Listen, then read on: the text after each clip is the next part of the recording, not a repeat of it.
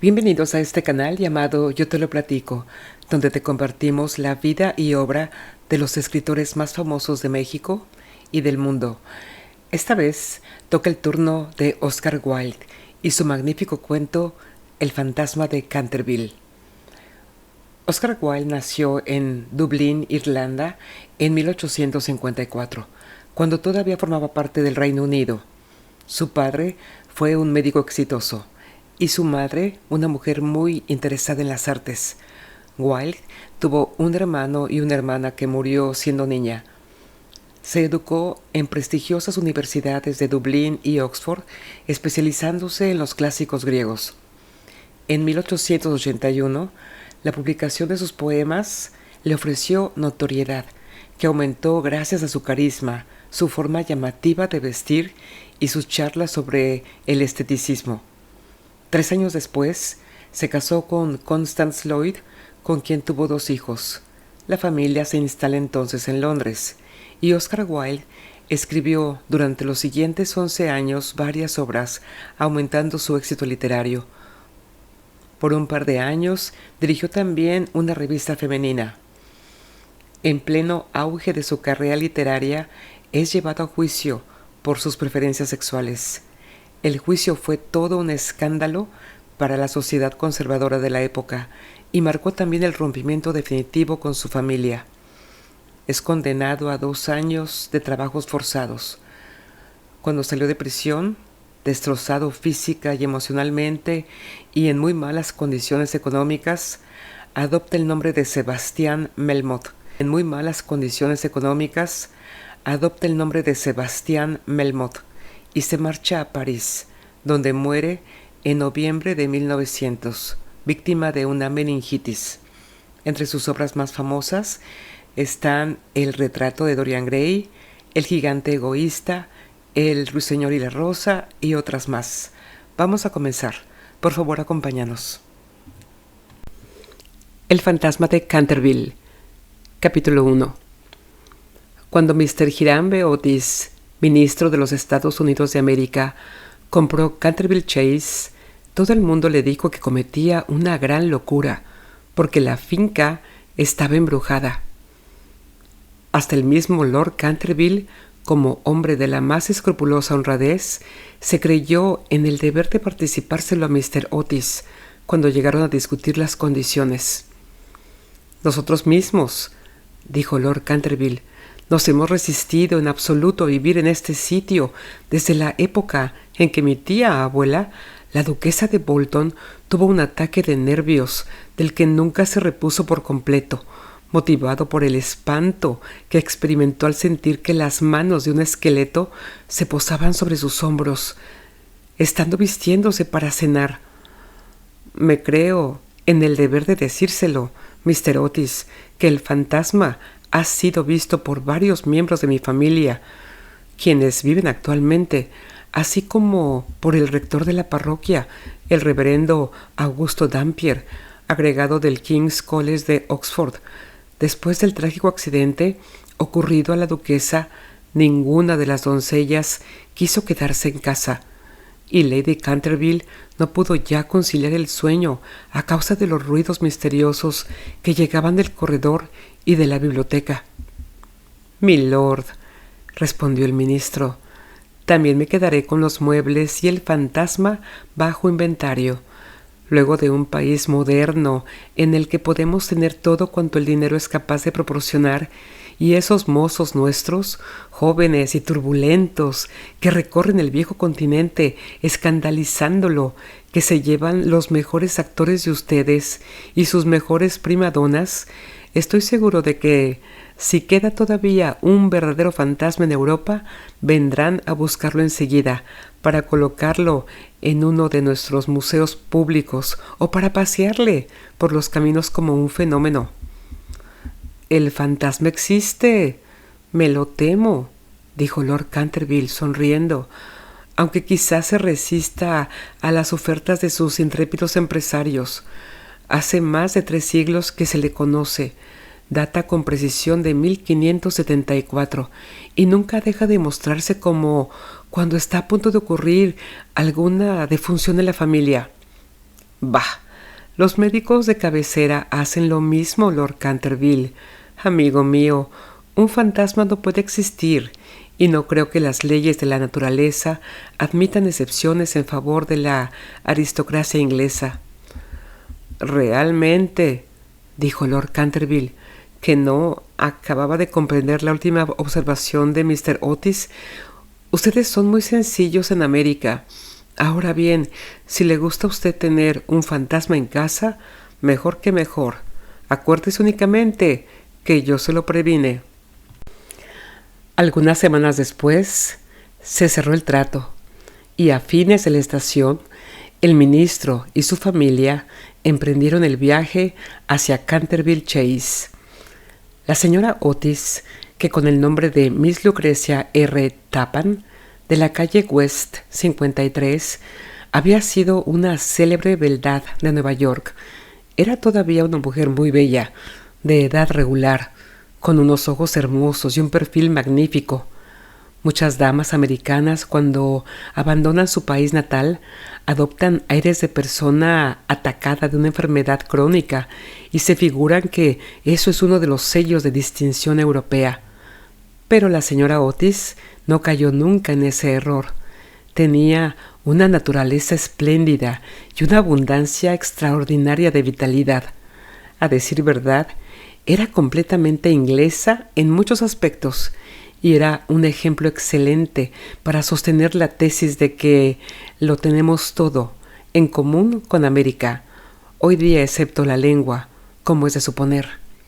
Su hijo mayor, bautizado con el nombre de Washington por sus padres, en un momento de patriotismo que él no cesaba de lamentar, era un muchacho rubio, de bastante buena figura, que había logrado que se le considerase candidato a la diplomacia, dirigiendo al grupo alemán en los festivales del Casino de Newport durante 3 temporadas seguidas, y aún en Londres pasaba por ser un bailarín excepcional. Sus únicas debilidades eran las gardenias y la nobleza. Aparte de eso, era perfectamente sensato. Miss Virginia E. Otis era una muchachita de 15 años, esbelta y graciosa como un cervatillo, con mirada francamente encantadora en sus grandes ojos azules. Amazona maravillosa sobre su pony, derrotó una vez en carreras al viejo Lord Bilton, dando 2 veces la vuelta al parque, ganándole por caballo y medio, precisamente frente a la estatua de Aquiles, lo cual provocó un entusiasmo tan grande en el joven duque de Cheshire que le propuso matrimonio allí mismo, y sus tutores tuvieron que mandarle aquella misma noche a Elton, bañado en lágrimas. Después de Virginia venían 2 gemelos, a quienes llamaban Estrellas y Rayas, porque se les encontraba siempre juntos. Eran unos niños encantadores y con el ministro los únicos verdaderos republicanos de la familia. Como Canterville Chase está a 7 millas de Ascot, la estación más próxima, Mr. Otis telegrafió que fueran a buscarle en coche descubierto y emprendieron la marcha en medio de la mayor alegría. Era una noche encantadora de julio y el aire estaba impregnado por el aroma de los pinos. De vez en cuando se oía una paloma arrullándose dulcemente o se vislumbraba entre los helechos la pechuga de oro bruñido de algún faisán.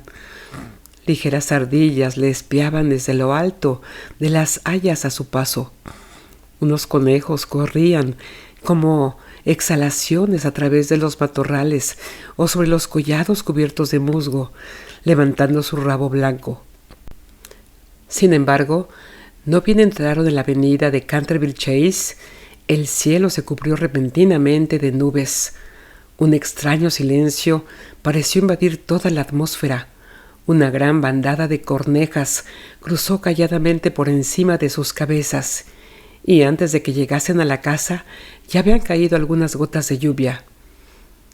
En los escalones se hallaba para recibirles una anciana, pulcramente vestida de seda negra, con cofia y delantal blancos. Era la señora Umney, el ama de gobierno que la señora Otis, por vehementes requerimientos de Lady Canterville, accedió a conservar en su puesto.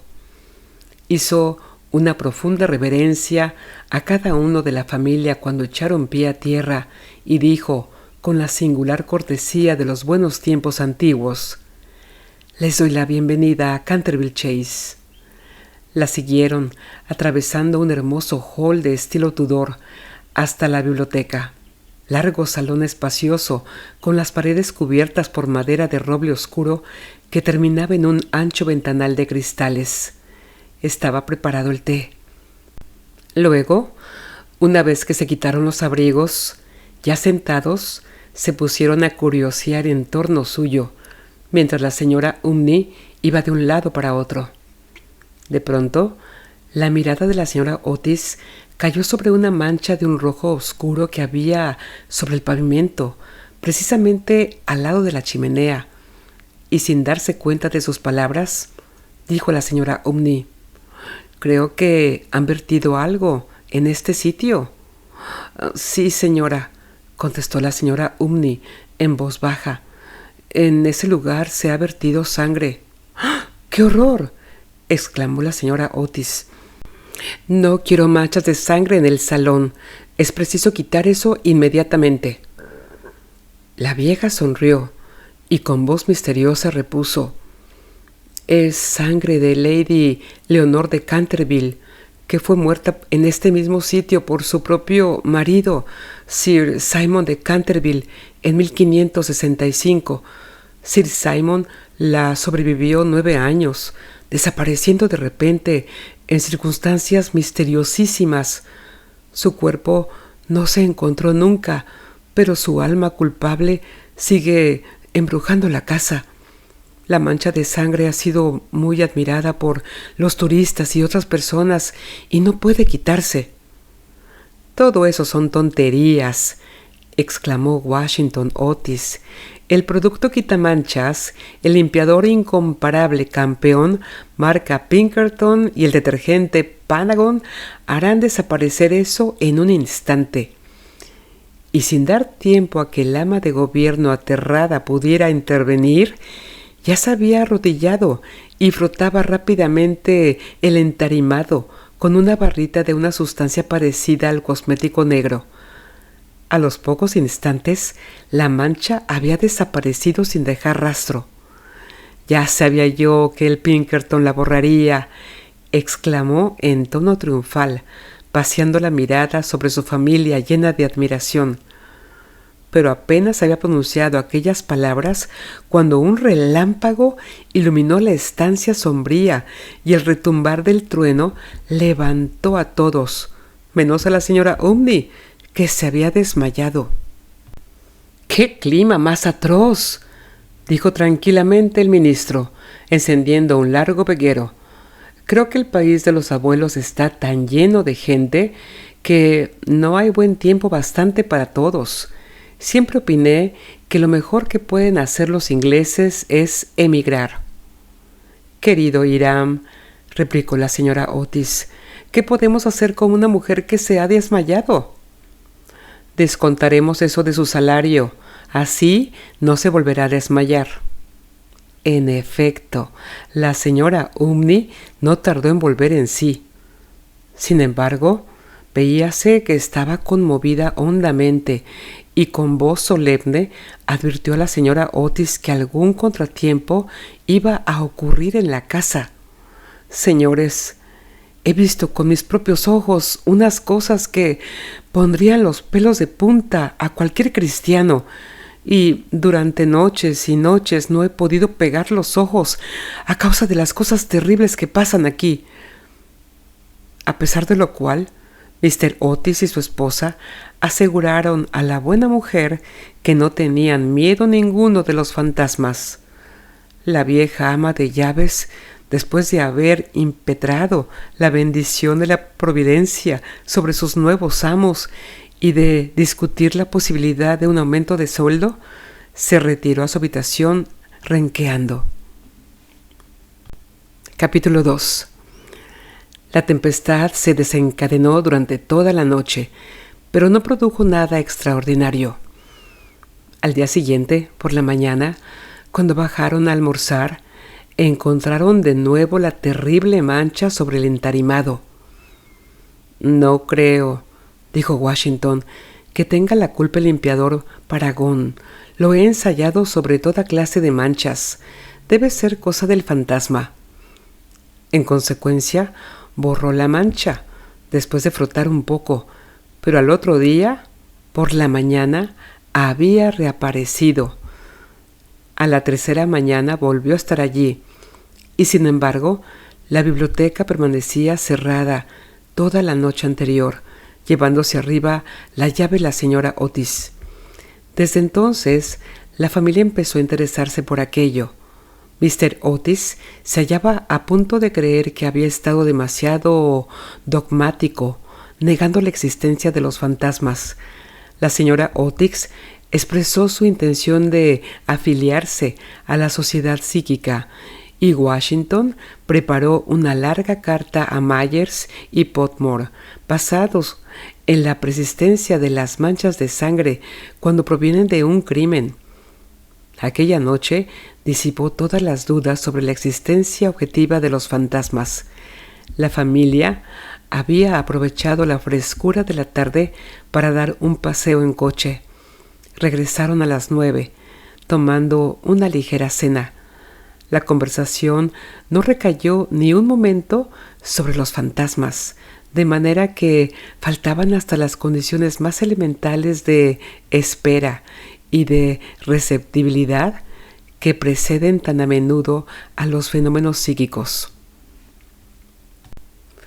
Los asuntos que discutieron, por lo que luego es sabido por la señora Otis, fueron simplemente los habituales en la conversación de los americanos cultos que pertenecen a las clases elevadas, como por ejemplo la inmensa superioridad de Miss Fanny Davenport sobre Sarah Bernhardt como actriz, la dificultad para encontrar maíz verde, galletas de trigo sarraceno y el hominy aún en las mejores casas inglesas, la importancia de Boston en el desenvolvimiento del alma universal, las ventajas del sistema que consiste en anotar los equipajes de los viajeros y la dulzura del acento neoyorquino comparado con el dejo de Londres. No se trató para nada de lo sobrenatural. No se hizo ni la menor alusión indirecta a Sir Simon de Canterville. A las 11 la familia se retiró y a las 11:30 estaban apagadas todas las luces. Poco después, Mr. Otis se despertó con un ruido singular en el corredor, fuera de su habitación. Parecía un ruido de hierros viejos y se acercaba cada vez más. Se levantó en el acto, encendió una luz y miró la hora. Era la 1 en punto. Mr. Otis estaba perfectamente tranquilo. Se tomó el pulso y no lo encontró nada alterado. El ruido extraño continuaba, al mismo tiempo que se oía claramente el sonar de unos pasos. Mr. Otis se puso las zapatillas, cogió una aceitera alargada de su tocador y abrió la puerta, y vio frente a él, en el pálido claro de luna, a un viejo de aspecto terrible. Sus ojos parecían carbones encendidos. Una larga cabellera gris caía en mechones revueltos sobre sus hombros. Sus ropas, de corte anticuados, estaban manchados y en jirones. De sus muñecas y de sus tobillos colgaban unas pesadas cadenas y unos grilletes herrumbrosos. «Mi distinguido señor», dijo Mr. Otis, «permítame que le ruegue vivamente que engrase esas cadenas. Le he traído para ello el engrasador Tammany Sol Naciente. Dicen que es muy eficaz y que basta una sola aplicación. En la etiqueta hay varios certificados de nuestros adivinos más ilustres que dan fe de ello. Voy a dejársela aquí, al lado de las velas, y tendré un verdadero placer en proporcionarle más si así usted lo desea». Dicho lo cual, el ministro de los Estados Unidos dejó la aceitera sobre una mesa de mármol, cerró la puerta y se volvió a meter en la cama. El fantasma de Canterville permaneció algunos minutos inmóvil de indignación. Después tiró, lleno de rabia, la aceitera contra el suelo, encerado, y huyó por el corredor, lanzando gruñidos cavernosos y despidiendo una extraña luz verde. Sin embargo, cuando llegaba a la gran escalera de roble, se abrió de repente una puerta. Aparecieron 2 siluetas infantiles, vestidas de blanco, y una voluminosa almohada le rozó la cabeza. Evidentemente no había tiempo que perder, así es que, utilizando como medio de fuga la 4ª dimensión del espacio, se desvaneció a través del estuco, y la casa de nuevo recobró su tranquilidad. Llegado a un cuartito secreto del ala izquierda, se adosó a un rayo de luna para tomar aliento y se puso a reflexionar para darse cuenta de la situación.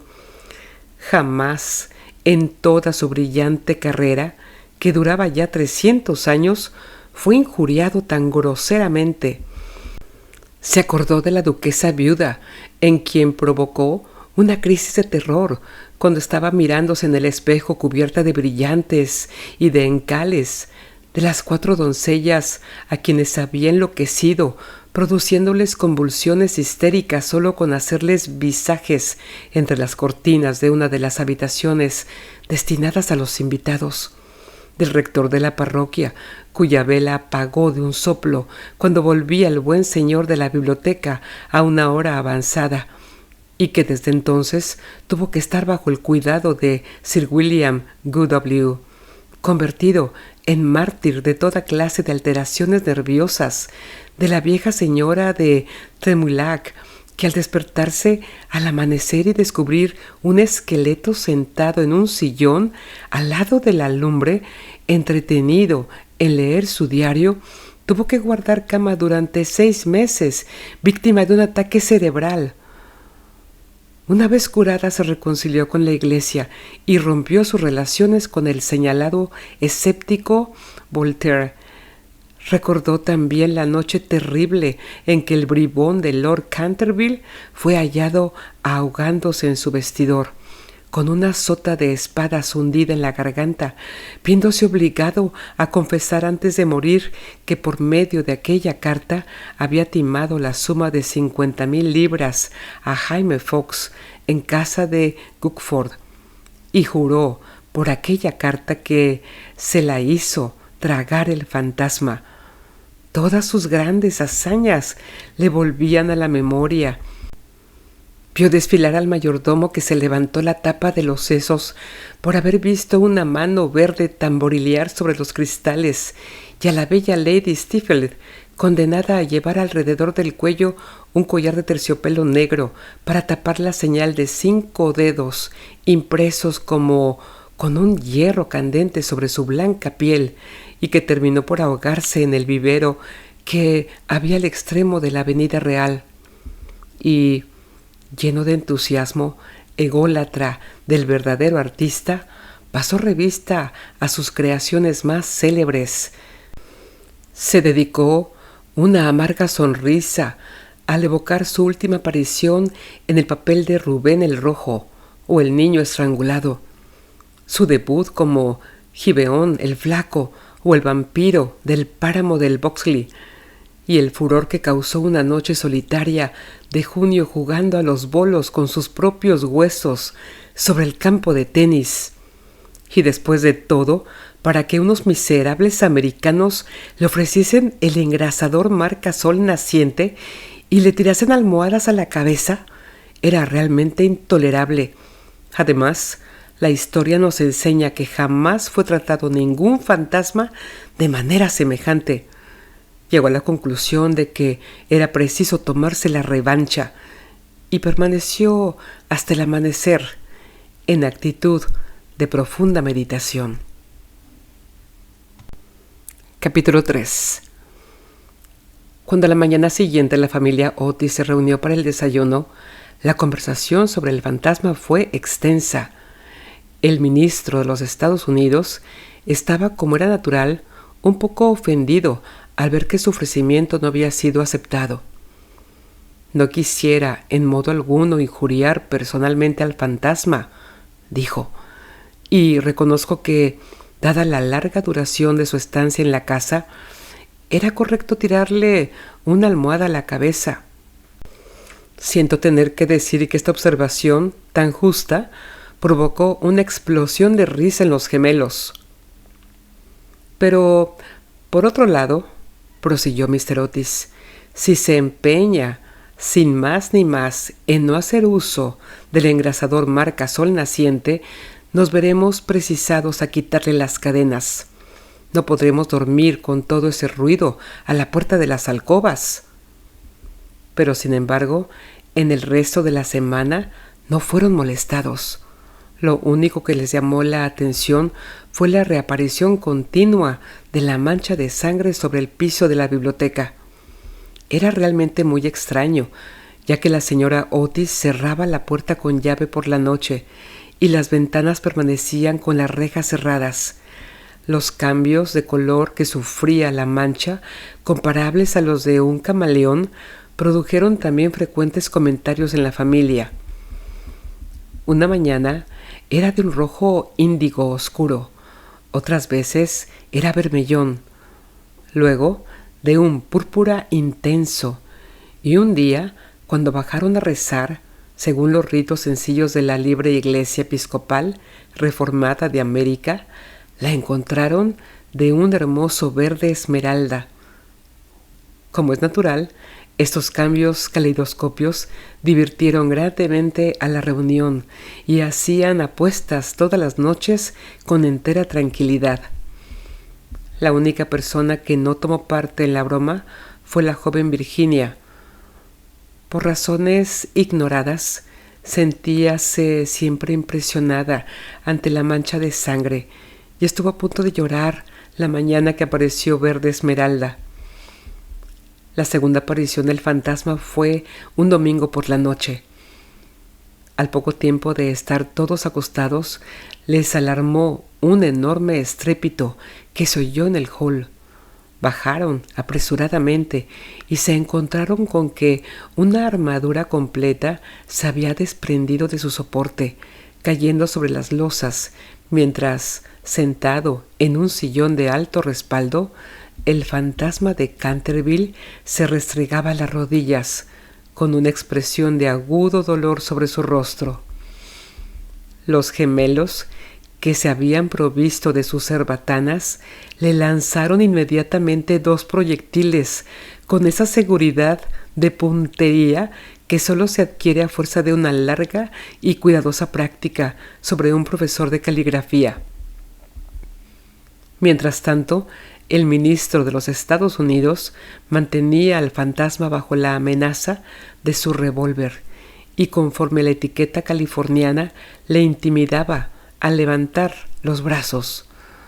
El fantasma se alzó bruscamente, lanzando un grito de furor salvaje, y pasó en medio de ellos como una nube, apagando de paso la vela de Washington Otis y dejándolos a todos en la mayor oscuridad. Cuando llegó a lo alto de la escalera, una vez dueño de sí, se decidió a lanzar su célebre repique de carcajadas satánicas. Contaba la gente que aquello hizo encanecer en una sola noche el peluquín de Lord Raker y que 3 sucesivas amas de llaves francesas dejaron su empleo antes de terminar el primer mes. Por consiguiente, lanzó su carcajada más horrible, despertando paulatinamente los ecos de las antiguas bóvedas. Pero, al extinguirse, se abrió una puerta y apareció vestida de azul la señora Otis. «Me temo», dijo la dama, «que usted está indispuesto, y aquí le traigo un frasco de la tintura del doctor Dobell. Si se trata de una indigestión, podrá comprobar que este es un remedio excelente». El fantasma la miró con ojos llameantes de furor y se creyó en el deber de metamorfearse en un gran perro negro. Era un truco que le había dado una reputación merecidísima y al cual atribuía al médico de la familia la idiotez incurable del tío de Lord Canterville, el honorable Thomas Horton. Pero un ruido de pasos que se acercaba le hizo vacilar en su cruel determinación y se contentó con volverse un poco fosforescente. Enseguida se desvaneció, después de lanzar un gemido sepulcral, porque los gemelos iban a darle alcance. Una vez en su habitación, sintióse destrozado, presa de la agitación más violenta. Lo ordinario de los gemelos, el grosero materialismo de la señora Otis, todo aquello resultaba realmente vejatorio, pero lo que más le humillaba era no tener ya fuerzas para llevar una armadura. Contaba con hacer impresión aún en unos americanos modernos, hacerles estremecer a la vista de un espectro acorazado, sino ya, por motivos razonables, al menos por deferencia hacia su poeta nacional Longfellow, cuyas poesías, delicadas y atrayentes, le habían ayudado con frecuencia a matar el tiempo mientras los Canterville estaban en Londres.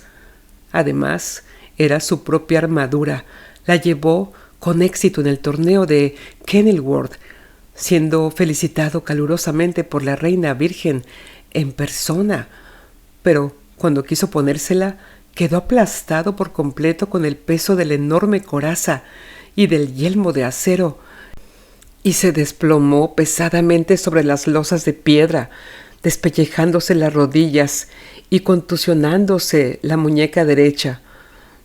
Durante varios días estuvo malísimo y no pudo salir de su morada más que lo necesario para mantener en buen estado la mancha de sangre.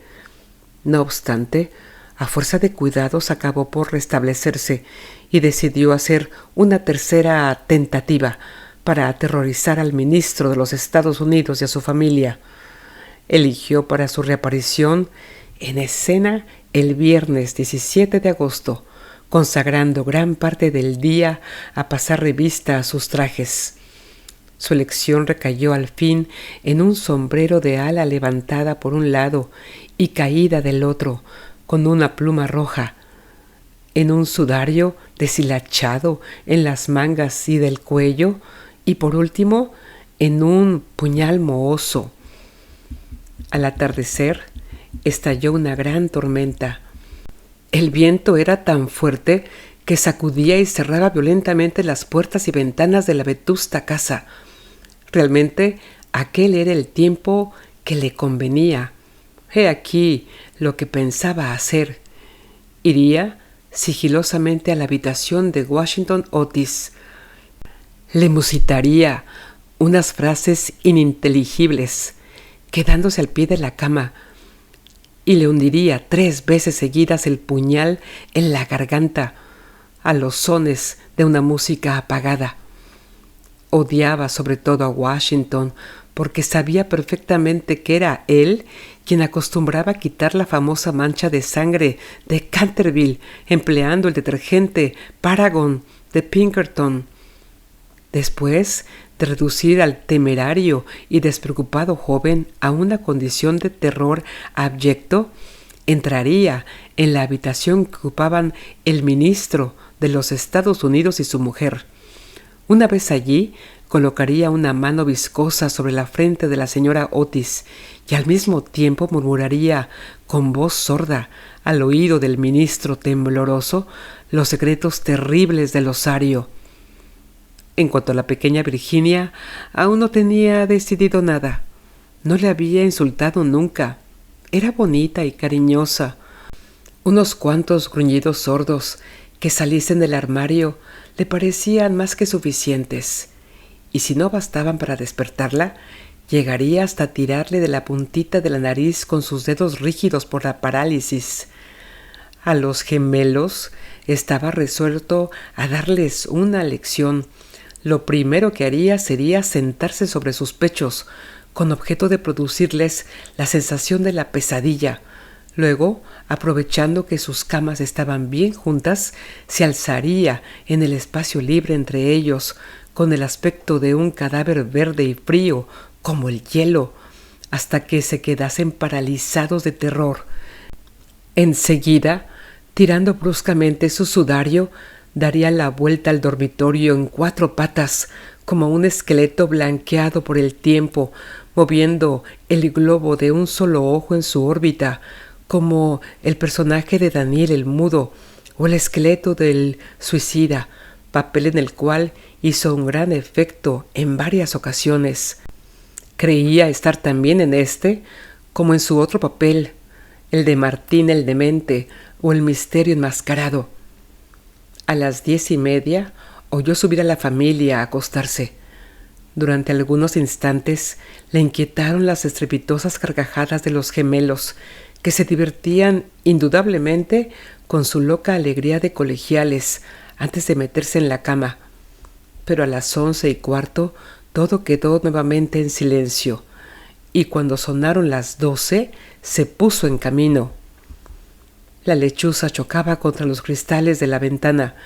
El cuervo graznaba en el hueco de un tejo centenario y el viento gemía vagando alrededor de la casa como un alma en pena, pero la familia Otis dormía sin sospechar la suerte que le esperaba. Oía con toda claridad los ronquidos regulares del ministro de los Estados Unidos, que dominaba el ruido de la lluvia y de la tormenta. Se deslizó furtivamente a través del estuco. Una sonrisa perversa se dibujaba sobre su boca, cruel y arrugada, y la luna escondió su rostro tras una nube cuando pasó delante de la gran ventana ojival, sobre la que estaban representadas en azul y oro sus propias armas y las de su esposa asesinada. Seguía andando siempre, deslizándose como una sombra funesta, que hacía que hasta las tinieblas le maldijesen a su paso. Hubo un momento en que le pareció oír que alguien le llamaba. Se detuvo, pero era tan solo un perro que ladraba en la granja roja. Prosiguió su marcha, mascullando extraños juramentos del siglo XVI y blandiendo de vez en cuando el puñal enmohecido en el aire de medianoche. Por fin llegó a la esquina del pasillo que conducía a la habitación del infortunado Washington. Allí hizo una breve parada. El viento agitaba en torno de su cabeza sus largos mechones grises y ceñía en pliegues grotescos y fantásticos el horror indecible del fúnebre sudario. Sonó entonces el 4 en el reloj. Comprendió que había llegado el momento. Con una risa maligna dio la vuelta al ángulo del corredor. Pero apenas lo hizo, retrocedió lanzando un gemido de terror y escondiendo su cara lívida entre sus largas manos huesudas. Frente a él había un horrible espectro, inmóvil como una estatua, monstruoso como la pesadilla de un demente. Tenía la cabeza pelada y reluciente, faz redonda, carnosa y blanca. Una risa horrorosa parecía retorcer sus rasgos en una mueca eterna. Por los ojos brotaba a oleadas una luz escarlata. La boca semejaba un ancho pozo de fuego y una vestidura horrible como la de él, como la de el mismo Simón, envolvía con su nieve silenciosa aquella forma gigantesca. Sobre el pecho llevaba colgado un cartel con una inscripción en extraños caracteres antiguos. Quizá era un rótulo infamante donde estaban escritos delitos espantosos, una terrible lista de crímenes. Tenía, por último, en su mano derecha una cimitarra de acero resplandeciente. Como no había visto nunca fantasmas hasta aquel día, sintió un pánico terrible y después de lanzar rápidamente una segunda mirada sobre el espantoso fantasma, regresó a su habitación enredándose los pies en el sudario que le envolvía. Cruzó la galería corriendo y acabó por dejar caer el puñal enmohecido en las botas de montar del ministro, donde lo encontró el mayordomo al día siguiente.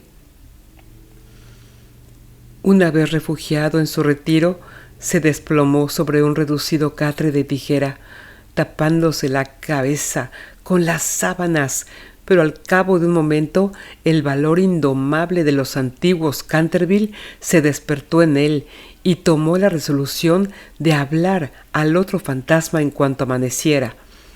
Por consiguiente, no bien el alba plateó las colinas con su luz, volvió al sitio en que había visto por primera vez al horroroso fantasma. Pensaba que, después de todo, 2 fantasmas valían más que uno solo, y que con ayuda de su nuevo amigo podría contender victoriosamente con los gemelos. Pero cuando llegó al sitio fue para encontrarse en presencia de un espectáculo terrible. Algo le sucedía indudablemente al espectro, porque la luz había desaparecido por completo de sus órbitas. La cimitarra centellante, deslizándose de su mano, estaba recostada sobre la pared, en una actitud forzada e incómoda. Simon se precipitó hacia adelante y le cogió en sus brazos, pero ¿cuál no sería su terror viendo desprenderse la cabeza y rodar por el suelo, mientras el cuerpo tomaba la posición supina, y notó que abrazaba una cortina blanca de algodón grueso y que yacían a sus pies una escoba, un machete de cocina y una calabaza vacía?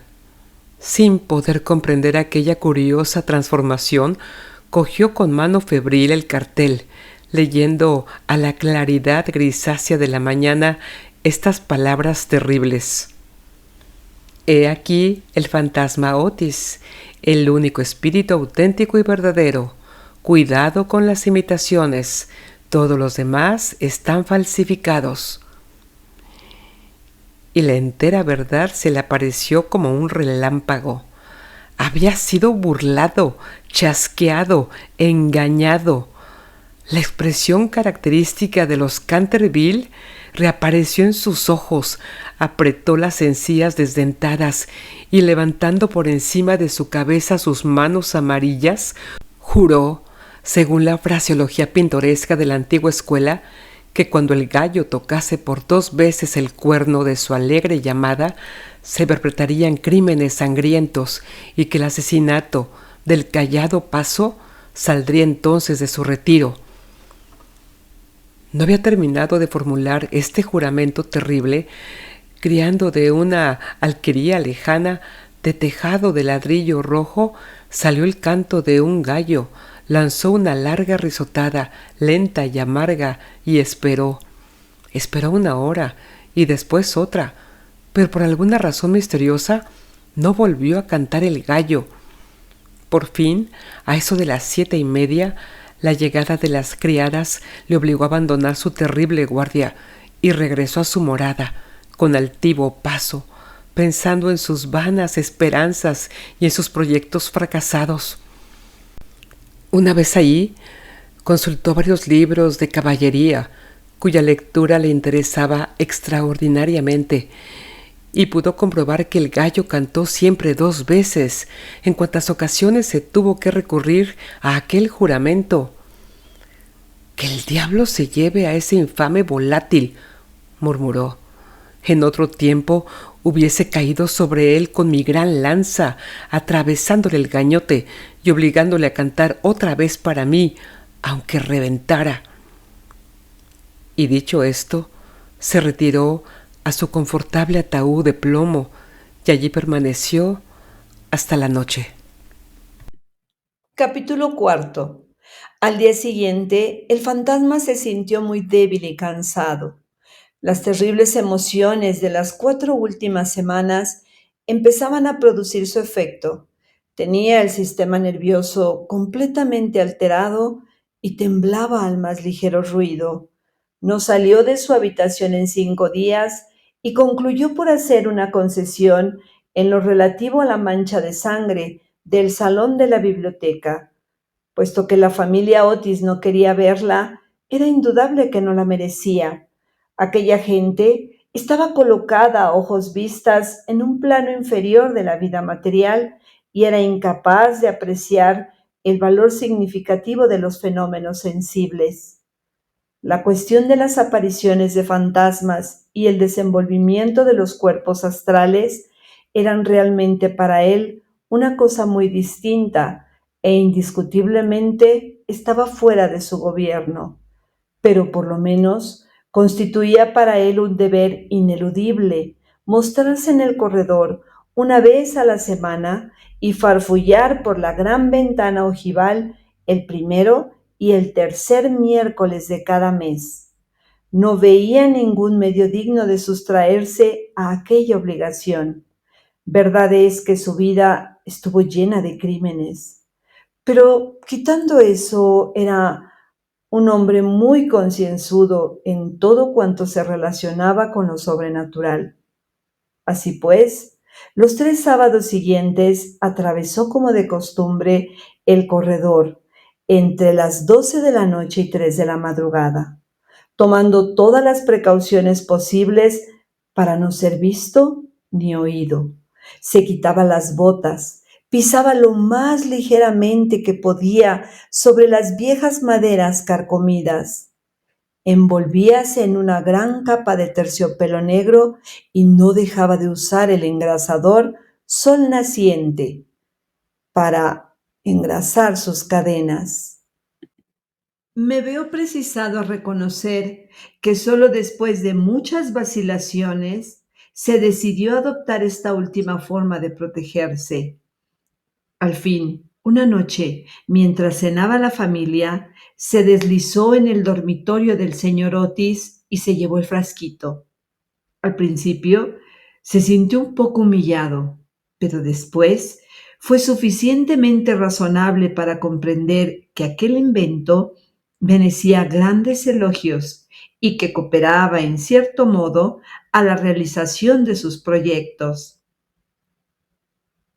A pesar de todo, no se vio descubierto de molestias. No dejaban nunca de tenderle cuerdas de lado a lado del corredor para hacerle tropezar en la oscuridad.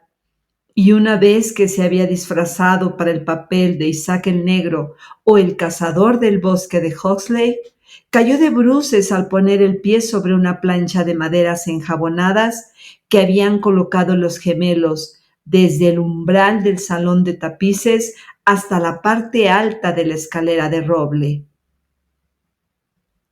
Esta última afrenta le dio tal rabia que decidió hacer un esfuerzo para imponer su dignidad y consolidar su posición social, y formó el proyecto de visitar a la noche siguiente a los insolentes chicos de Eton en su célebre papel de Ruperto el Temerario o el Conde sin Cabeza. No se había mostrado con aquel disfraz desde hacía 70 años, es decir, desde que causó con él tal pavor a la bella Lady Barbara Modish que ésta retiró su consentimiento al abuelo del actual Lord Canterville y se fugó a Gretna Green con el arrogante Jack Castletown, jurando que por nada del mundo consentiría en emparentar con una familia que toleraba los paseos de un fantasma tan horrible por la terraza al atardecer. El pobre Jack fue al poco tiempo muerto en duelo con arma de fuego por Lord Canterville en terrenos de Wandsworth, y Lady Barbara murió de pena en Tunbridge Wells antes de terminar el año. Así es que fue un gran éxito en todos sentidos. Sin embargo, fue, permitiéndome emplear un término teatral para aplicarle a uno de los mayores misterios del mundo sobrenatural o, en lenguaje más científico, del mundo superior a la naturaleza, una creación de las más difíciles y necesitó sus 3 buenas horas para terminar los preparativos. Por fin, todo estuvo listo, y él, contentísimo de su disfraz. Las grandes botas de montar que hacían juego con el traje eran, eso sí, un poco holgadas para él, y no pudo encontrar más que una de las 2 pistolas de arzón, pero en general quedó satisfechísimo y a la 1:15 pasó a través del estuco y bajó al corredor. Cuando estuvo cerca de la habitación ocupada por los gemelos y a la que se llamaba el dormitorio azul por el color de sus cortinajes, se encontró con la puerta entreabierta. A fin de hacer una entrada efectista, la abrió de par en par con violencia, pero se le vino encima una jarra de agua que le empapó hasta los huesos, no dándole en el hombro por unos milímetros. Al mismo tiempo, oyó unas risitas sofocadas que partían de la doble cama con dosel. Su sistema nervioso sufrió tal conmoción que regresó a sus habitaciones a toda prisa y al día siguiente tuvo que permanecer en la cama con un fuerte catarro. El único consuelo que tuvo fue el de no haber llevado su cabeza sobre los hombros, pues de lo contrario, las consecuencias hubieran podido ser más graves aún de lo que fueron. Desde entonces, renunció para siempre a espantar a aquella recia familia de americanos y se contentó, por regla general, con vagar por el corredor, en zapatillas de fieltro, envuelto el cuello con una gruesa bufanda por temor a las corrientes de aire y provisto de un pequeño arcabuz para el caso en que fuese atacado por los gemelos. Hacia el 19 de septiembre fue cuando recibió el golpe de gracia. Había bajado por la escalera hasta el espacioso hall, seguro de que en aquel sitio, por lo menos, nadie le iba a molestar, y se entretenía en hacer observaciones satíricas sobre las grandes fotografías del ministro de los Estados Unidos y de su mujer, hechas en casa por Saroni, y que ahora ocupaban el lugar de los retratos de la familia Canterville. Iba vestido, sencilla pero decentemente, con un largo sudario salpicado de moho de cementerio. Se había atado la quijada con una tira de tela amarilla y llevaba una linternita y un azadón de sepulturero. En una palabra, iba disfrazado de Jonás el desenterrador o el ladrón de cadáveres de Chercy Bourne. Era una de sus creaciones más notables y de la que guardaba un gran recuerdo. Serían aproximadamente las 2:15 de la madrugada, y a su juicio no se movía nadie en la casa. Pero cuando se dirigía tranquilamente hacia la biblioteca para ver lo que quedaba de la mancha de sangre, se abalanzaron hacia él desde un rincón sombrío dos siluetas, agitando locamente sus brazos sobre sus cabezas mientras gritaban a su oído: ¡Uh! ¡Uh! ¡Uh!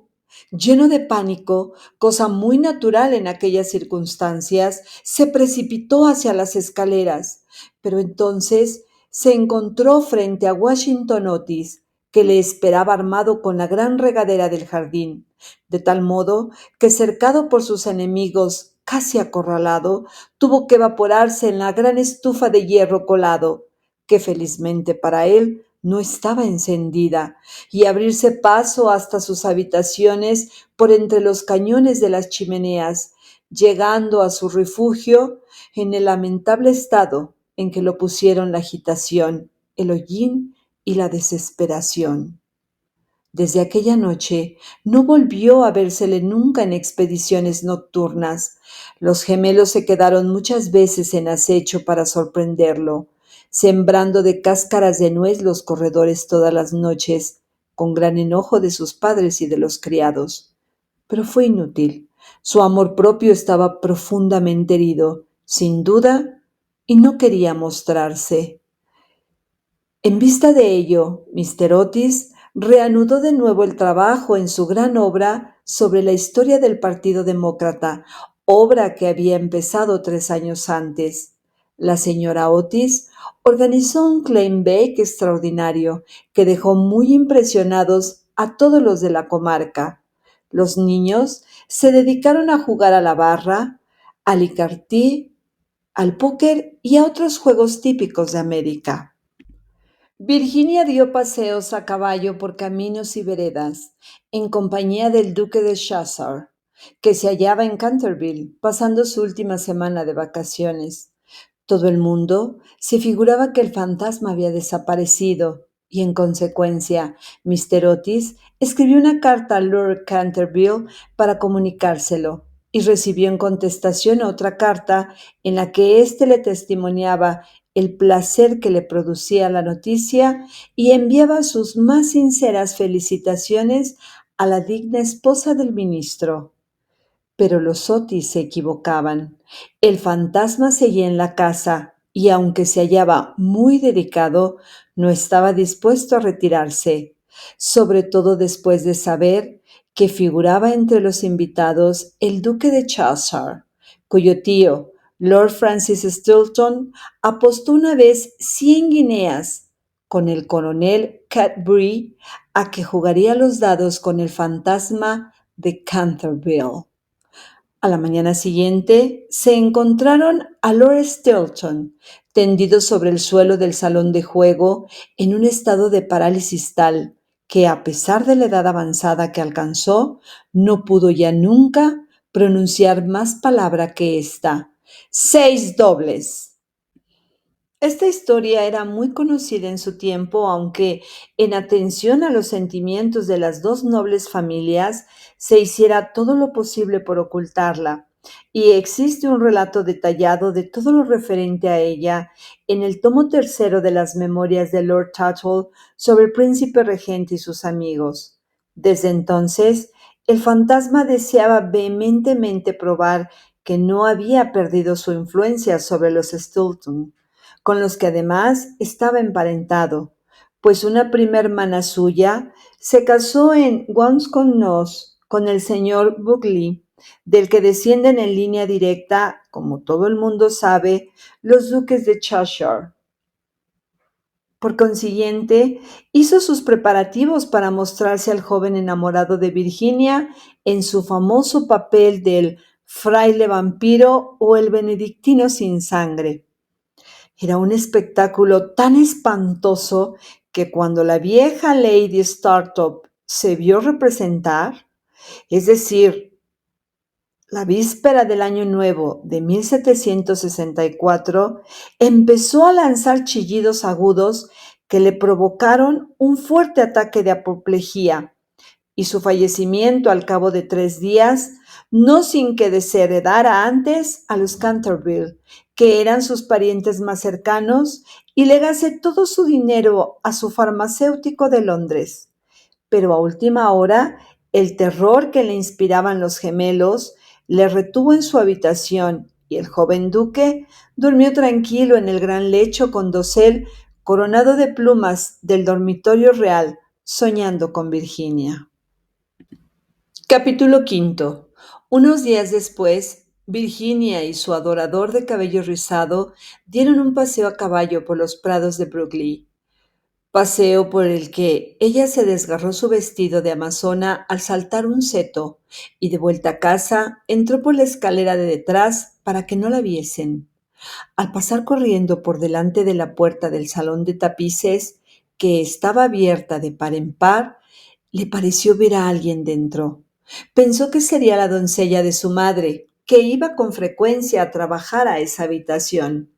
Asomó la cabeza para encargarle que le cosiesen el vestido, por favor. Pero, con gran sorpresa suya, quien estaba allí era el fantasma de Canterville en persona.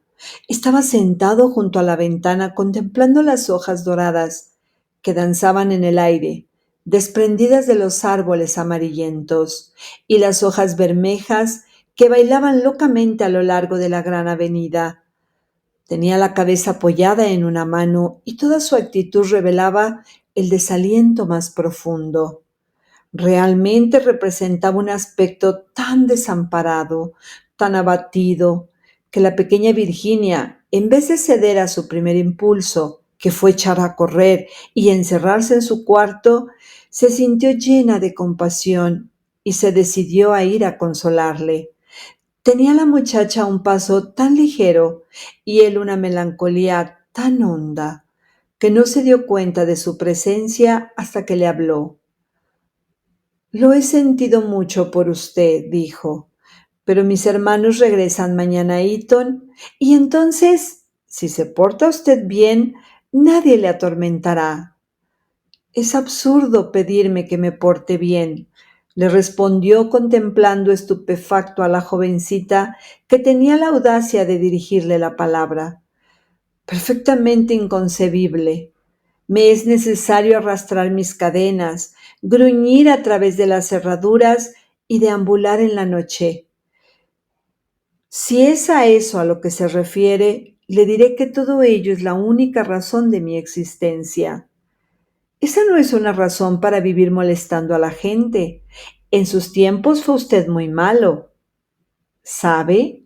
La señora Umi nos contó el mismo día en que llegamos que usted mató a su esposa.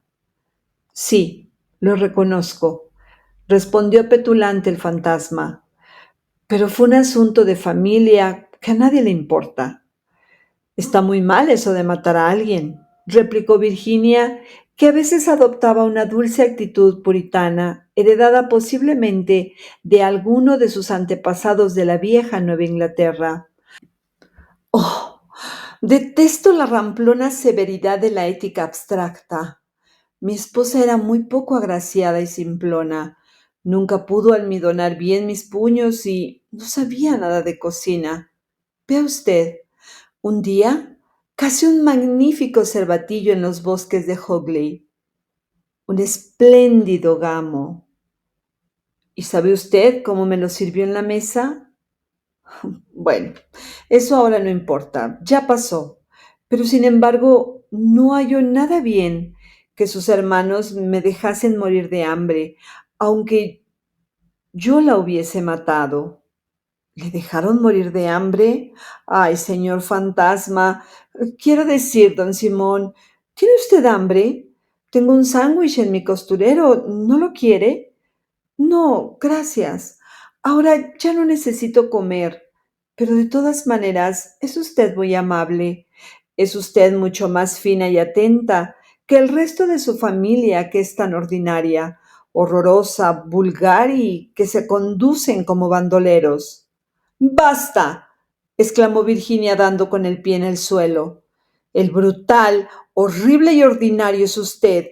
En cuanto a lo de bandolero y ladrón, usted bien sabe que me ha robado las pinturas de mi caja para restaurar esa ridícula mancha de sangre en la biblioteca.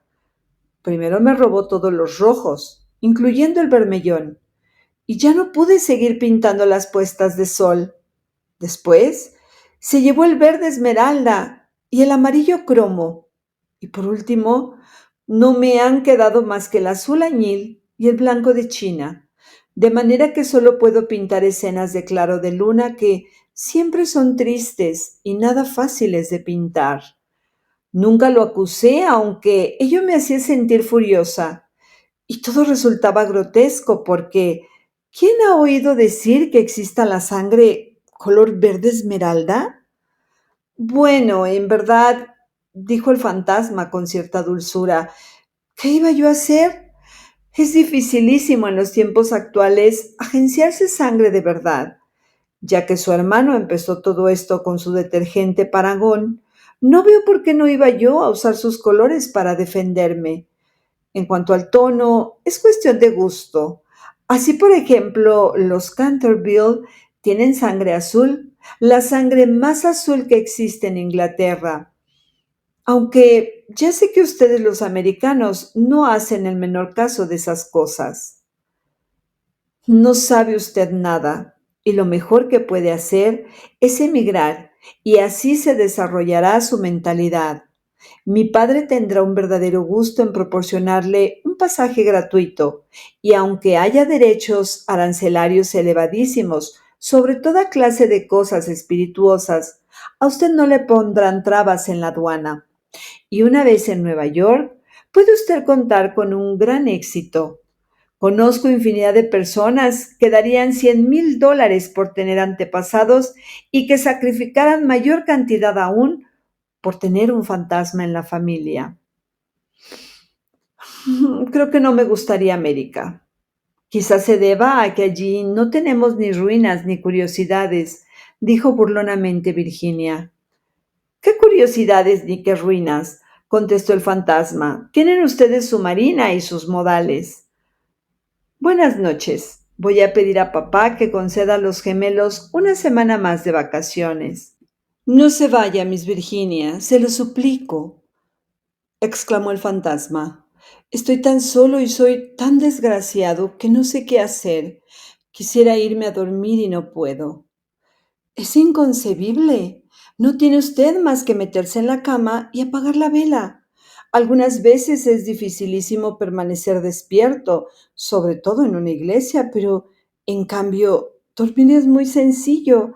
Hasta los niños saben dormir admirablemente y no son nada ilustrados. Hace 300 años que no duermo, dijo el anciano tristemente, haciendo que Virginia abriese mucho sus hermosos ojos azules llenos de asombro. Hace ya 300 años que no duermo y me siento tan cansado. Virginia adoptó un grave continente y sus finos labios temblaron como pétalos de rosa.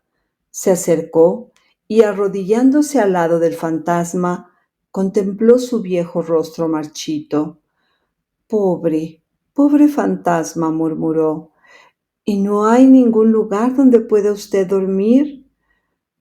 Allá lejos, pasado el pinar, respondió él en voz baja y soñadora, hay un jardincito.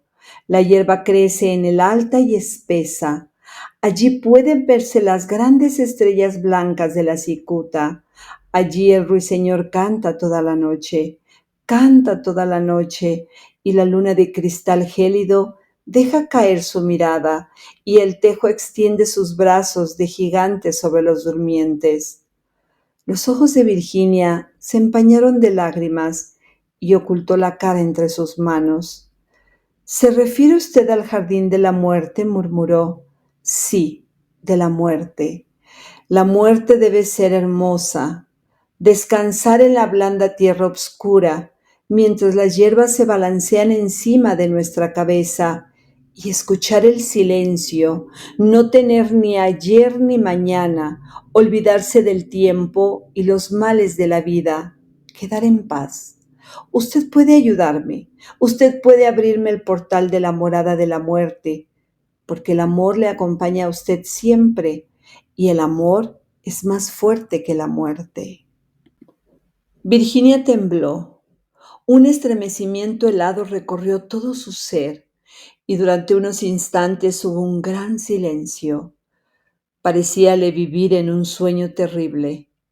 Entonces el fantasma habló de nuevo, con una voz que resonaba como los suspiros del viento. ¿Ha leído usted alguna vez la antigua profecía que hay sobre las vidrieras de la biblioteca? Oh, muchas veces, exclamó la muchacha levantando los ojos. La conozco muy bien.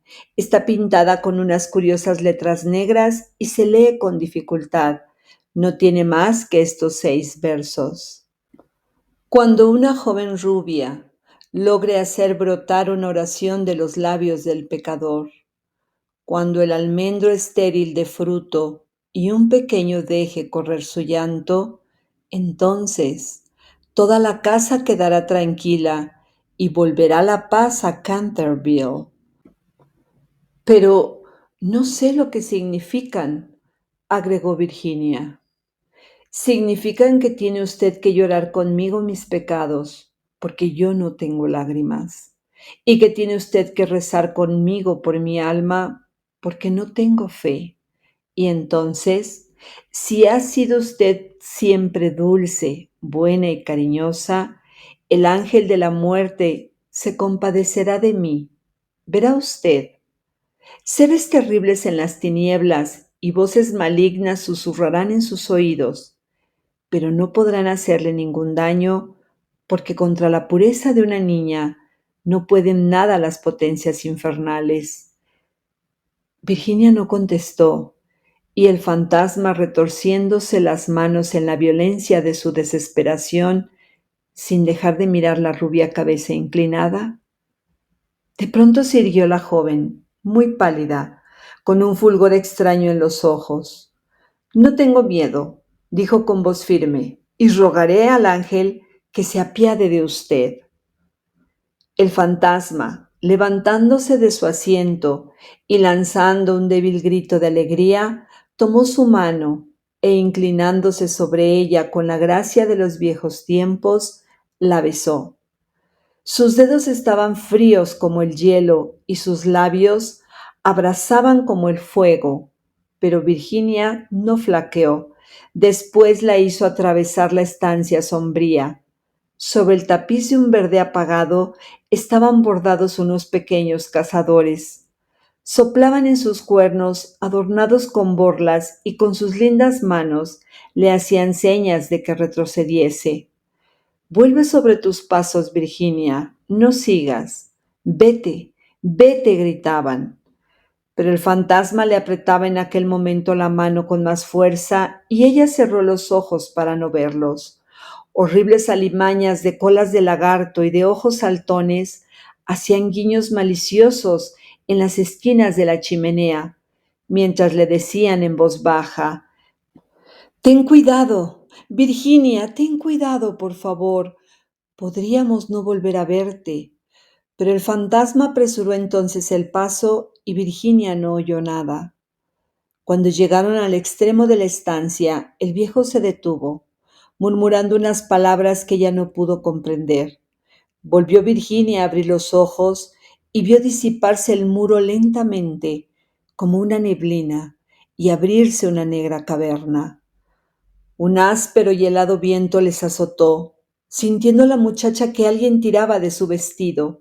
«¡Deprisa, deprisa!», gritó el fantasma, «o será demasiado tarde». Y en el mismo momento el muro se cerró de nuevo detrás de ellos y el salón de tapices quedó desierto. Capítulo sexto. 10 minutos después sonó la campana para el té y Virginia no bajó. La señora Otis envió a uno de los criados a buscarla. No tardó en volver diciendo que no había podido encontrar a Miss Virginia por ninguna parte.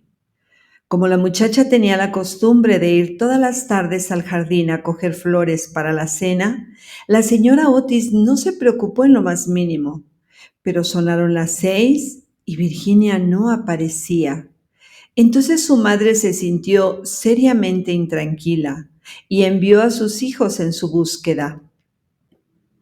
Mientras ella y su marido recorrían todas las habitaciones de la casa, a las 6:30 volvieron los muchachos diciendo que no habían encontrado huellas de su hermana por parte alguna.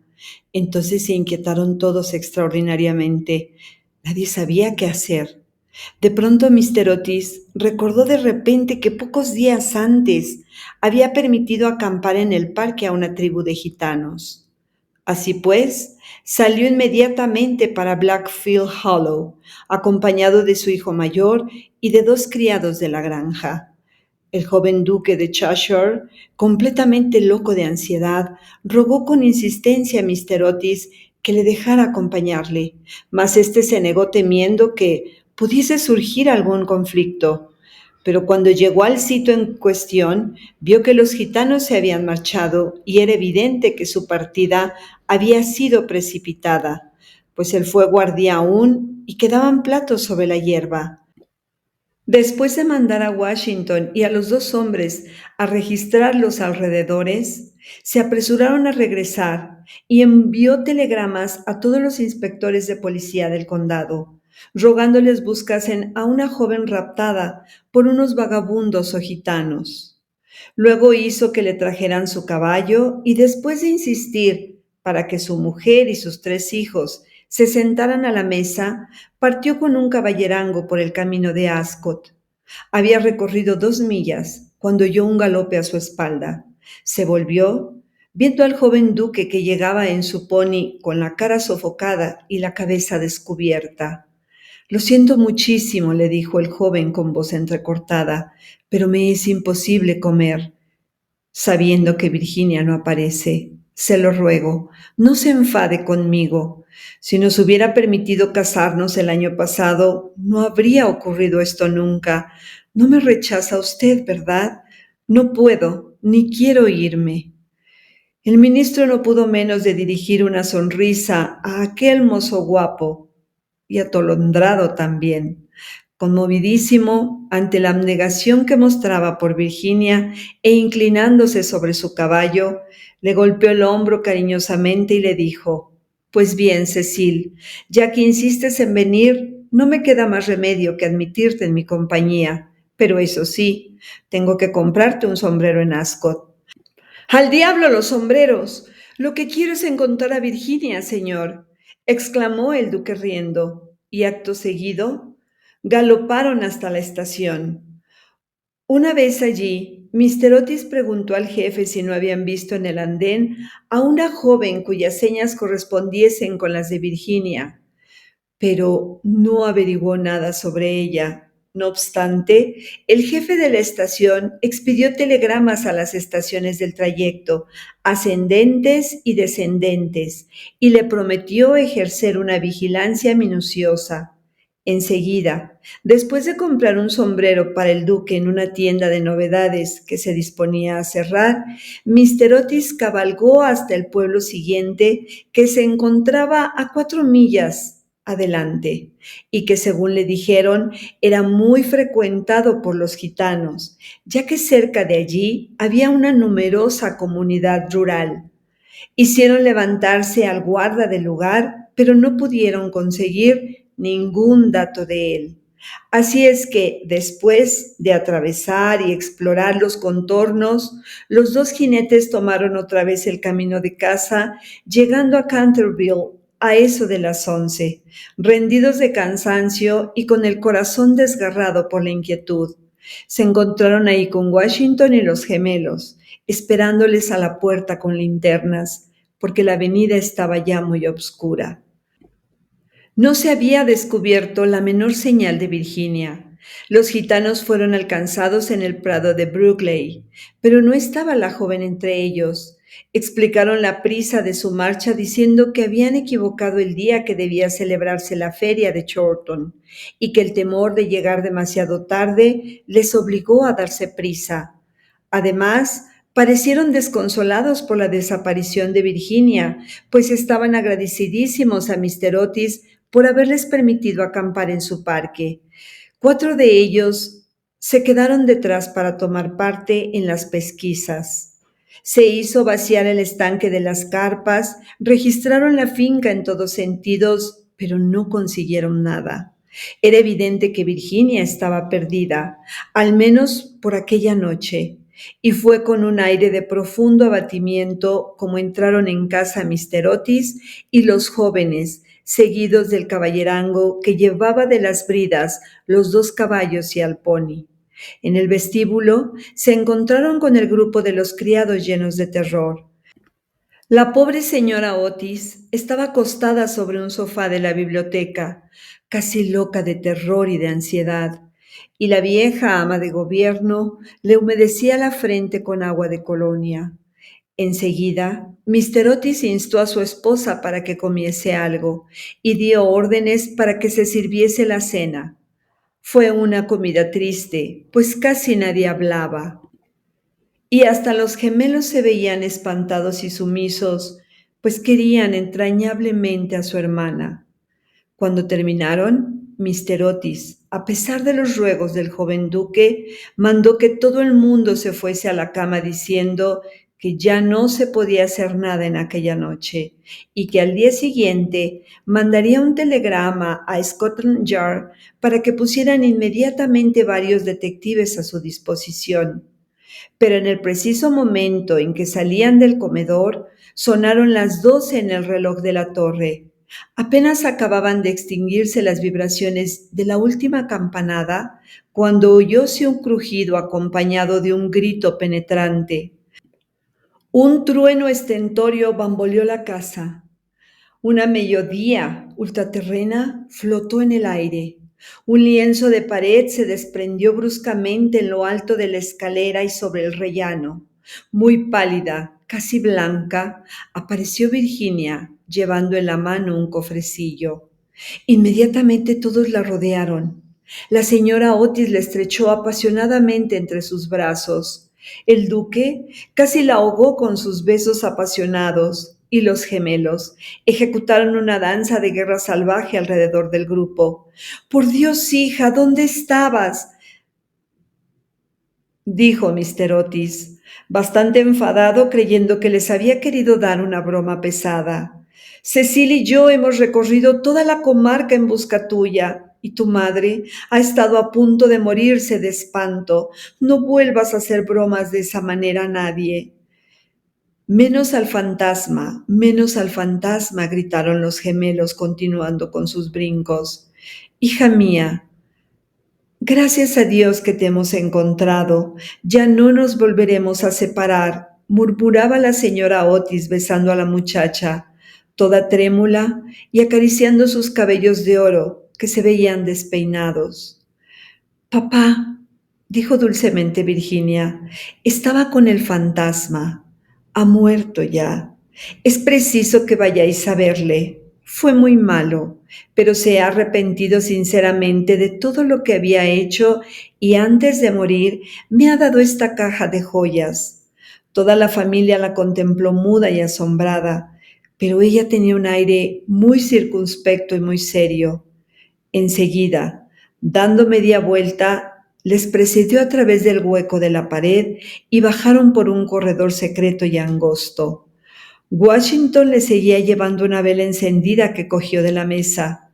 Por fin llegaron a una gran puerta de roble, con clavos recios y oxidados. Virginia la tocó, y entonces la puerta giró sobre sus goznes enormes y se hallaron en una habitación estrecha y con bajo techo abovedado y que tenía una ventanita entrecerrada. Junto a una gran argolla de hierro empotrada en el muro, a la cual estaba encadenado, se veía un esqueleto, extendido cuán largo era, sobre las losas. Parecía estirar sus dedos descarnados, como intentando llegar a un plato y a un cántaro, que estaban colocados de tal forma para que no pudiese alcanzarlos. El cántaro había estado lleno de agua indudablemente, pues tenía su interior tapizado de moho verde. Sobre el plato no quedaba más que polvo. Virginia, arrodillada junto al esqueleto y uniendo sus finas manos, comenzó a rezar en silencio, mientras la familia contemplaba con asombro la horrible tragedia, cuyo secreto se les acababa de revelar. «¡Oigan, oigan!», exclamó de pronto uno de los gemelos, que había ido a mirar por la ventanita, queriendo adivinar hacia qué lado del edificio caía aquella habitación.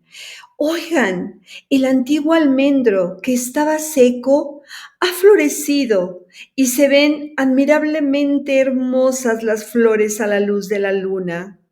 «Dios le ha perdonado», dijo gravemente Virginia levantándose, y un magnífico resplandor parecía iluminar su rostro. «Eres un ángel», exclamó el joven duque, rodeándole el cuello con el brazo y besándola cariñosamente. Capítulo séptimo. 4 días después de estos curiosos sucesos, a eso de las 11 de la noche, salía un fúnebre cortejo de Canterville House. La carroza iba arrastrada por 8 caballos negros, cada uno de los cuales llevaba adornada la cabeza con un gran penacho de plumas de avestruz que se inclinaban como saludando. La caja de plomo iba cubierta con un rico paño púrpura, sobre el cual estaban bordadas en oro las armas de los Canterville. A cada lado del carro y de los coches marchaban los criados, llevando antorchas encendidas. Toda aquella comitiva tenía un aspecto grandioso e imponente. Lord Canterville presidía el duelo. Había venido del país de Gales expresamente para asistir al entierro y ocupaba el primer coche con la pequeña Virginia. Después iban el ministro de los Estados Unidos y su esposa, y detrás Washington y los 2 muchachos. En el último coche iba la señora Umi. Todo el mundo convino en que después de haber sido atemorizados por el fantasma por espacio de más de 50 años, tenían realmente derecho a verle desaparecer para siempre. Cavaron una profunda fosa en un rincón del cementerio, precisamente bajo el tejo centenario, y dijo las últimas oraciones. Del modo más solemne, el reverendo Augusto Dampierre. Una vez terminada la ceremonia, los criados, siguiendo una antigua costumbre establecida en la familia Canterville, apagaron sus antorchas. Luego, al bajar la caja a la fosa, Virginia se adelantó, colocando encima de ella una gran cruz hecha con flores de almendro, blancas y rosadas. En aquel momento salió la luna de detrás de una nube e inundó el cementerio con sus rayos de silenciosa plata, y de un bosquecillo cercano se elevó el canto de un ruiseñor. Virginia recordó la descripción que le hizo el fantasma del jardín de la muerte. Sus ojos se llenaron de lágrimas y apenas pronunció una palabra durante el regreso a casa. A la mañana siguiente, antes que Lord Canterville partiese para la ciudad, la señora Otis conferenció con él respecto de las joyas entregadas por el fantasma a Virginia. Eran magníficas. Había sobre todo un collar de rubíes en una antigua montura veneciana que era un espléndido trabajo del siglo XVI y que el conjunto representaba tal cantidad que Mr. Otis sentía grandes escrúpulos en permitir a su hija el aceptarlas. «Milord», dijo el ministro, «sé que en este país el concepto de manos muertas se aplica lo mismo a los objetos menudos que a las tierras, y es evidente, evidentísimo para mí, que estas joyas deben quedar en poder de usted como legado de familia. Le ruego, por tanto, que consienta en llevárselas a Londres, considerándolas simplemente como una parte de su herencia que le fuera restituida en circunstancias extraordinarias. En cuanto a mi hija, no es más que una chiquilla, y hasta hoy, me complace decirlo, siente poco interés por esas futilezas de lujo superfluo. He sabido igualmente por la señora Otis, cuya autoridad no es despreciable en cosas de arte, dicho sea de paso, pues ha tenido la suerte de pasar varios inviernos en Boston cuando era una jovencita, que esas piedras preciosas tienen un gran valor monetario y que si se pusieran en venta producirían una bonita suma. En estas circunstancias, Lord Canterville reconocerá usted, indudablemente, que no puedo permitir que queden en manos de ningún miembro de mi familia. Además de que todas esas baratijas y chucherías y todos esos juguetes, por muy apropiados y necesarios que sean a la dignidad de la aristocracia británica, estarían fuera de lugar entre personas educadas de acuerdo con los severos principios, según los inmortales principios, pudiera decirse, de la sencillez republicana. Quizá me atrevería a decir que Virginia tiene gran interés en que le deje usted la cajita que encierra esas joyas en recuerdo de las locuras y de los infortunios de su antepasado. Y como esa caja ya es muy vieja y por consiguiente está muy deteriorada, quizá encuentre usted razonable acoger favorablemente su deseo. En cuanto a mí, confieso que me sorprende grandemente ver a uno de mis hijos demostrar interés por una cosa de la Edad Media, y la única explicación que le encuentro es que Virginia nació en un barrio de Londres, a poco de regresar la señora Otis de una excursión a Atenas. Lord Canterville escuchó con gran atención y muy serio el discurso del digno ministro, atusándose de vez en cuando su bigote gris para ocultar una sonrisa involuntaria. Una vez que hubo terminado Mr. Otis, le estrechó cordialmente la mano y contestó: «Mi querido amigo, su encantadora hija ha prestado un servicio importantísimo a mi desgraciado antecesor, Sir Simon, Mi familia y yo estamos llenos de gratitud hacia ella por su maravilloso valor y por la sangre fría que ha demostrado. Las joyas le pertenecen. Esto lo creo sin duda alguna. Además, creo que si tuviese yo la suficiente insensibilidad para quitárselas, el viejo malvado saldría de su tumba al cabo de 15 días para hacerme la vida infernal.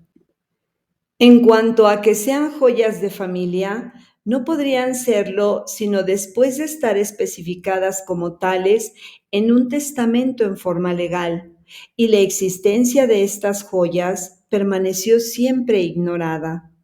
Le aseguro que son tan mías como de su mayordomo. Cuando Miss Virginia sea mayor, creo que le encantará tener cosas tan lindas para lucir. Además, Mr. Otis, olvida usted que adquirió el inmueble y el fantasma bajo inventario, de modo que todo lo que pertenece al fantasma le pertenece a usted. A pesar de las pruebas de actividad que ha dado Sir Simon por el corredor, no por eso deja de estar menos muerto. Desde el punto de vista legal, y su compra le hace a usted dueño de lo que le pertenecía a él. Mr. Otis se quedó muy preocupado ante la negativa de Lord Canterville y le rogó que reflexionara nuevamente su decisión, pero el excelente par se mantuvo firme y terminó por convencer al ministro de que aceptase el regalo del fantasma. Cuando en la primavera de 1890 la duquesa de Cheshire fue presentada por primera vez en la recepción de la reina con motivo de su casamiento, sus joyas fueron tema de general comentario y admiración, porque Virginia fue agraciada con la diadema que se otorga como recompensa a todas las americanitas de buena conducta y se casó con su novio en cuanto éste llegó a la mayoría de edad. Eran ambos tan simpáticos y agradables, y además se amaban de tal manera que no hubo quien no estuviese encantado con aquel matrimonio, a excepción de la anciana marquesa, que había hecho todo lo posible por pescar al joven duque para casarle con alguna de sus 7 hijas. Para conseguirlo, no dio menos de 3 comidas costosísimas, y cosa extraña de notarse, Mr. Otis en cierto modo la habría ayudado. Mr. Otis sentía una viva simpatía personal por el duque, pero teóricamente era enemigo de los títulos nobiliarios y, según sus propias palabras, era de temer que, entre las influencias enervantes de una aristocracia ávida de placeres, llegase a olvidar su hija los verdaderos principios de la sencillez republicana. Sus observaciones quedaron olvidadas cuando avanzó por la nave central de la iglesia de San Jorge en Hanover Square, llevando a su hija apoyada en su brazo hacia el altar. No había en esos momentos un padre más orgulloso en todo el territorio de Inglaterra.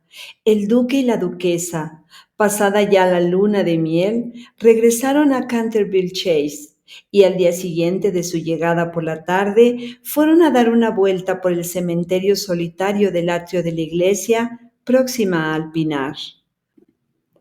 Al principio, se había tenido una serie de dificultades acerca de la inscripción que debería figurar en la lápida de Sir Simon, pero al fin se decidió grabar solo las iniciales del nombre de aquel caballero y los versos que estaban escritos sobre la ventana de la biblioteca. La duquesa trajo consigo un ramo de rosas precioso y lo dejó sobre la tumba, y después de permanecer unos momentos de pie, caminaron dirigiéndose hacia el claustro en ruinas de la vieja abadía.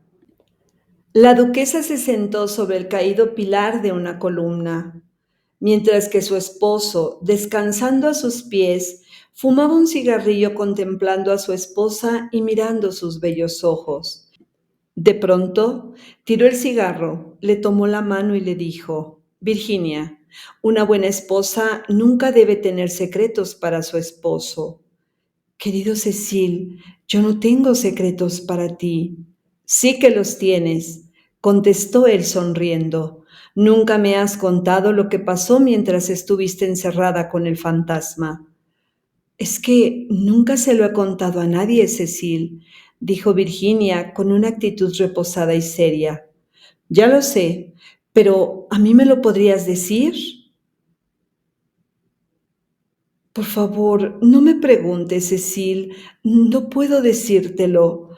Pobre Sir Simon, le debo mucho. Sí, no te rías, Cecil, de veras, mucho le debo. Me hizo ver lo que era la vida y lo que significaba la muerte, y por qué el amor es más fuerte que ambas. El duque se levantó inclinándose para besar amorosamente a su esposa. Puedes guardarte tu secreto mientras pueda ser yo el dueño de tu corazón, murmuró Cecil. Ese siempre ha sido tuyo, Cecil, contestó Virginia. Y algún día se lo contarás a nuestros hijos, ¿no es verdad? A lo que Virginia se sonrojó. Fin. Y así, con esta novela que resalta las diferencias entre la cultura estadounidense y la británica, mostrando cómo la familia Otis, con su pragmatismo y modernidad, contrasta con las tradiciones y supersticiones inglesas, damos fin a la transmisión de este día. Sanedid y yo, Alondra, agradecemos tu atención. Si te ha gustado, regálanos tu like, suscríbete y comparte. También tus comentarios son muy importantes. Gracias y hasta muy pronto.